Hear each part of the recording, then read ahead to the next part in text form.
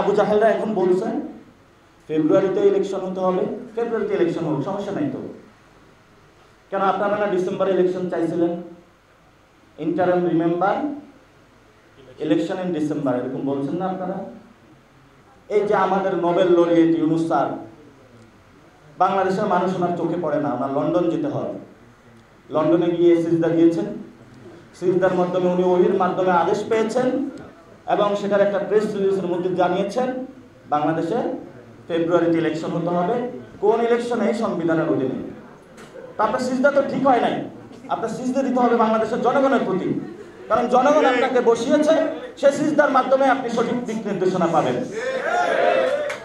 এজন্য ইউনুস সরকারের কাছে আমি আবেদন করছি,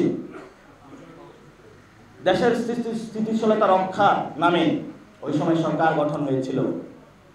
দেশ যদি এখন স্থিতিশীল হয়, আপনি যদি মনে করেন নির্বাচন দিবেন, কিন্তু আমরাও মনে করি যে দেশ যদি স্থিতিশীল হয় তাহলে আমাদেরও একটি সংবিধান আপনি দিয়ে দেন। যদি আপনি দিয়ে দিতে না পারেন তাহলে আপনারও বৈধতা থাকবে না, কারণ আপনি যেই সংবিধানের 106-এর মাধ্যমে আছেন, আপনার বৈধতা খুঁজে পেতে আপনার অনেক কষ্ট হবে।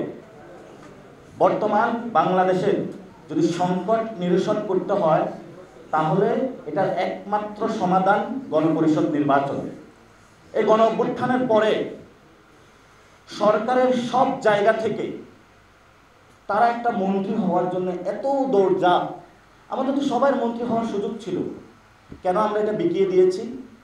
কারণ আমরা চেয়েছি নতুন বাংলাদেশের স্বপ্ন যদি বাস্তবায়ন না হয়, বারবার যাতে সংকট ফিরে না আসে, সেই জায়গা থেকে জনগণের মধ্য থেকে জনগণের লড়াইটা চালিয়ে নিয়ে যাওয়া, যারা এই ধরনের আবু জাহেলের মতন বাংলাদেশে আচরণ করতে আসবে, এই আবু জাহেলদেরকে ঠেকিয়ে দেওয়া।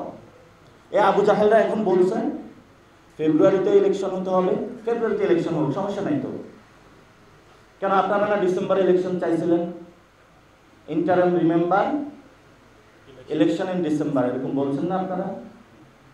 মাঠটা দখল করে পুরো বাংলাদেশে, যখন মানুষ শ্রমিকরা খেতে পাচ্ছে না, আমার ভাইরা চাকরি পাচ্ছে না, রোড টোড ব্লক দিয়ে কেমন পুরো বাংলাদেশ অস্থিতিশীল একটা রাষ্ট্র বানানো হয়েছে। কই আপনারা তো আবার সেই ফেব্রুয়ারিতে গেলেন, কেন গেলেন আপনারা? জনগণকে যা বলেন এত উল্টো চরিত্র কেন আপনাদের? আমরা যখন নাগরিক কমিটি গঠন করি, আমাদের সে 8টি কাজ নিয়ে আমরা মাঠে নামি। সেই কাজের মধ্যে একটি কাজ ছিল গণপরিষদের আলোচনা। এই আলোচনা জনগণের মধ্য দিয়ে আমরা একটি নতুন সংবিধান বানাবো। এখন এই মূর্খের উদ্দেশ্যে আমি বলতে চাই, জিয়াউর রহমান 1978 সালে সামরিক ফরমান জারি করেছিলেন। 17 এপ্রিল সেখানে একটি সামরিক ফরমান জারি হয়েছিল। সেই ফরমানে যে লেখাগুলো ছিল, এর মধ্যে অন্যতম একটি জায়গা ছিল যে বাংলাদেশে একটি গণপরিষদ গঠন করা যায় কিনা। এটা গেজেটেড ফরমান। তো যখন আমাদের সামনে এই উদাহরণগুলো থাকে, আমি আপনাদেরকে একটু পড়ে শোনাচ্ছি। এটা মহিউদ্দিন সাহেবের যে বিএনপির সময় অসময় বইটাতে আছে। জিয়াউর রহমান 17 এপ্রিল 1978 দ্বিতীয় সামরিক ফরমানের দ্বাদশ সংশোধনী জারি করেন।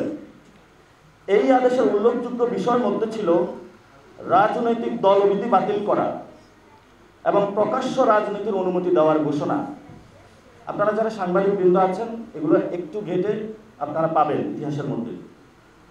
সংশোধনীতে আরও বলা হয়, সংবিধানের 4র্থ সংশোধনী বাতিল করা হবে। প্রত্যক্ষ ভোটে নির্বাচিত জাতীয় পরিষদ প্রথমে গণপরিষদ, পরে পার্লামেন্ট হিসাবে কাজ করবে।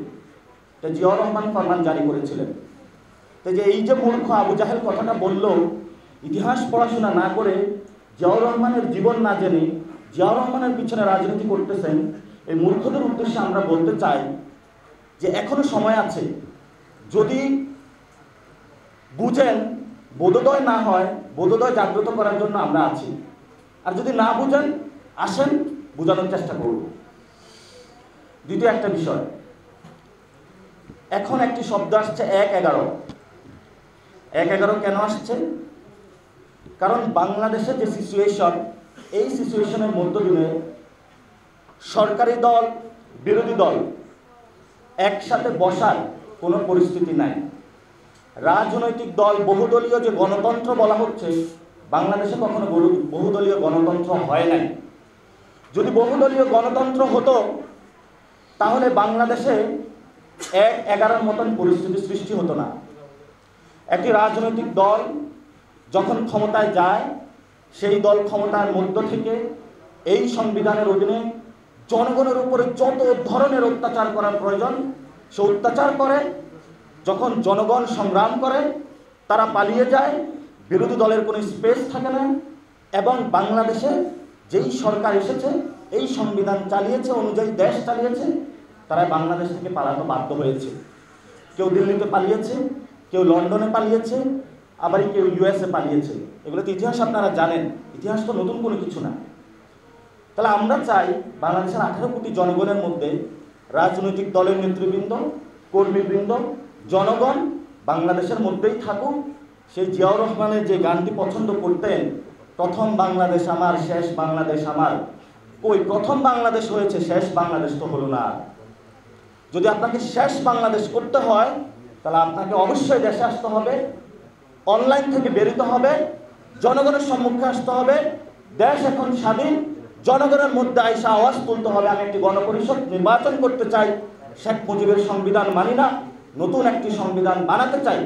তাহলেই জনগণ আবার আপনাকে বরণ করে নেবে। যদি ইতিহাস থেকে শিক্ষা না নেন তাহলে সেই সুদূর প্রবাসে আপনাকে পড়ে থাকতে হবে। ব্যক্তিগত আপনার প্রতি কোনো ক্ষোভ নাই, ইতিহাসের নিয়তি। এই গণ অভ্যুত্থানে যারা শহীদ হয়েছিল, এই গণ অভ্যুত্থানে যারা আহত হয়েছিল, তাদের জীবনের নিরাপত্তার জন্য আমাদের একটি নতুন সংবিধান প্রয়োজন। এখন ঘোষণাপত্র হয়েছে, ঘোষণাপত্র লন্ডনে গিয়েছে। এই যে আমাদের নোবেল লরিয়েট ইউনূস স্যার, বাংলাদেশের মানুষ ওনার চোখে পড়ে না, ওনার লন্ডন যেতে হয়।